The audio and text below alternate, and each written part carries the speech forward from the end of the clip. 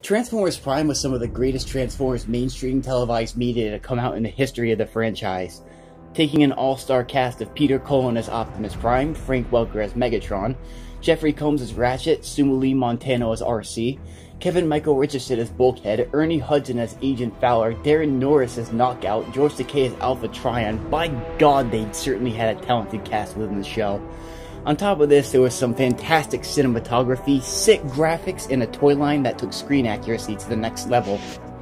I've always wanted these figures in hand, but they're next to impossible to get in their first edition prestige. I found out there were some adequate, but not as good substitutes in the RID 2012 edition of these molds. And I jumped on one of these figures that I found for a staggeringly cheap $15 on eBay. So today we're going to be taking a look at Transformers Prime Voyager Class Optimus Prime. This is the RID 2012 rendition of the figure, so it obviously isn't going to be as good as the impossible to find first edition of the figure. But this is still hands down an absolutely fantastic looking truck mode.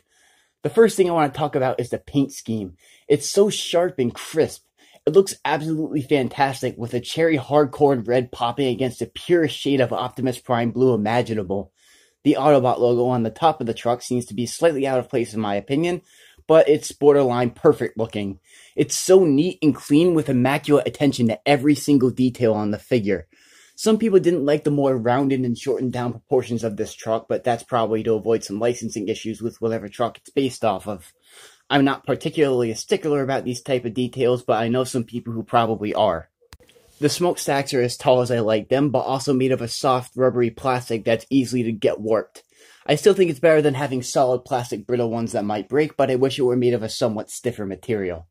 The back of the truck mode's actually closed off of any gaps to an extent, but the first edition pulled off this effect better.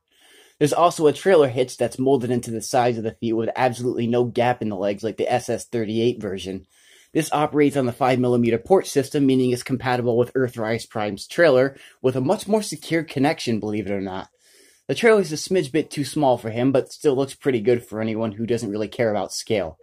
Another thing I want to talk about is the absolutely amazing about this figure is how non-existent the seam lines are. It looks like this thing doesn't even transform from a distance. It's absolutely fantastic, and I cannot describe in words how much I love how clean this vehicle mode really is. So all in all, this vehicle mode is absolutely fantastic. It's clean, kibble-free, and even somewhat from the back. The trailer hitch is amazing, and the attention to detail is immaculate. So how's the transformation? Absolutely god tier. While the way the legs fold out is incredibly simple, it most certainly gets the job done well. The shins fold down from underneath the truck as the feet rotate out to the sides to finish up the legs. The cab is where things really start to shine though. The way the arms fold themselves inside out and upside down is fucking incredible. And the accordion slider hinge that brings the chest from his feet to the chest is absolutely fantastic. I also love the fact that the truck grill is used as a platform for his head. This prevents him from becoming a full truck grill in the robot mode. To say I'm impressed by this figure's transformation would be a disgustingly gross understatement. The robot mode silhouette is gorgeous and perfects the screen-accurate look to its design from the show. I'm telling you that the proportions on the figure are borderline perfect in the bot mode. The skyscraper-sized crown on his head is absolutely god tier, and his eyes have some incredible light piping despite how small they are. The stern, stoic look to his face sculpt really brings out the war veteran, peace-fighting character from the show. It's amazing how a head sculpt can give a figure such a huge amount of personality. The shoulder stacks are neat and clean, but somewhat restricted to the arms, but we'll discuss that later on in articulation. The slim waist has amazing detail in it, bringing out the perfect blend of Movieverse, IDW, and G1 into one neat package. The arms are where I start to have a problem. For some stupid reason, on the RID 2012 version of this mold, the forearms are cast in a translucent blue plastic, but the Starsaber he comes with is gray. I don't understand why they made this aesthetic change when they could have just kept the first edition and resold the thing again.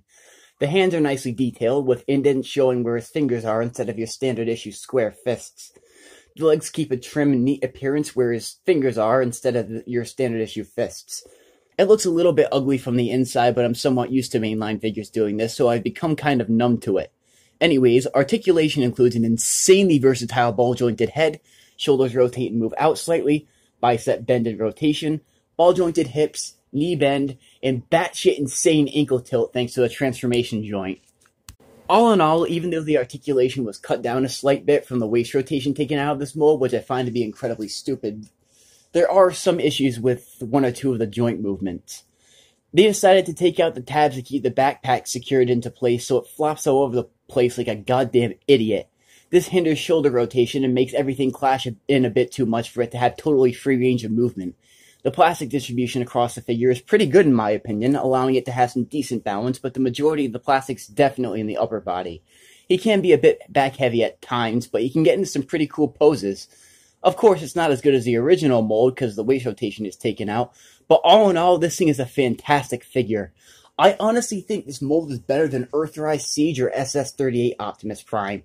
It knows how to have the balls to be its own thing without going completely off the handlebar or just being incredibly boring. Even I get a little bit sick of Generation 1 sometimes, and even though the Classics mold is still a mold that kind of holds up today, I hate the wind vane gun, I hate the shoulder stacks having to be removed for transformation, and I feel like this one definitely takes a cake as the best modern update to an Optimus Prime that we've ever gotten. This figure is not only proof of how fantastic the toy line is, but it's proof that Transformers can be a multifaceted media that can appeal to both adults and kids. It blends all of the ideal elements of a Transformers figure. The perfect blend of complexity and simplicity really brings this figure together. It has Generation 1 feel-good plastic with the intricacy and complexity of a Movieverse figure without any of the finicky bullcrap or poor build quality. And the show still goes down as one of the best shows of all time. The fantastic cinematography, amazing voice acting performances, the amazing graphics, and the absolutely insane budget per episode that this show has, averaging $1.6 million per episode, really did show that Transformers Prime in its entirety was a passion project. This thing is the best Optimus Prime I own in my collection, and this is the obsolete version of this mold. Yeah, this is obsolete somehow. This figure is ahead of its time even to the day, but for the time it came out, it was way ahead of its time. I definitely recommend this figure, and if you can get it for a reasonable price, I'd say get the first edition.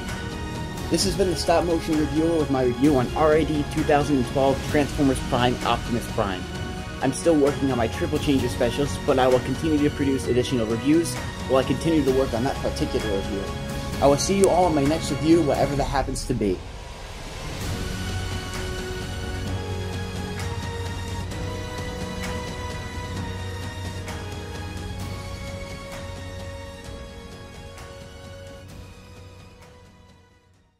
Transformers Prime was some of the greatest televised mainstream media to come out in the history of the franchise, taking an all-star cast as Peter Griffin. Yes, Peter Griffin. Hey, Peter Griffin from Family Guy.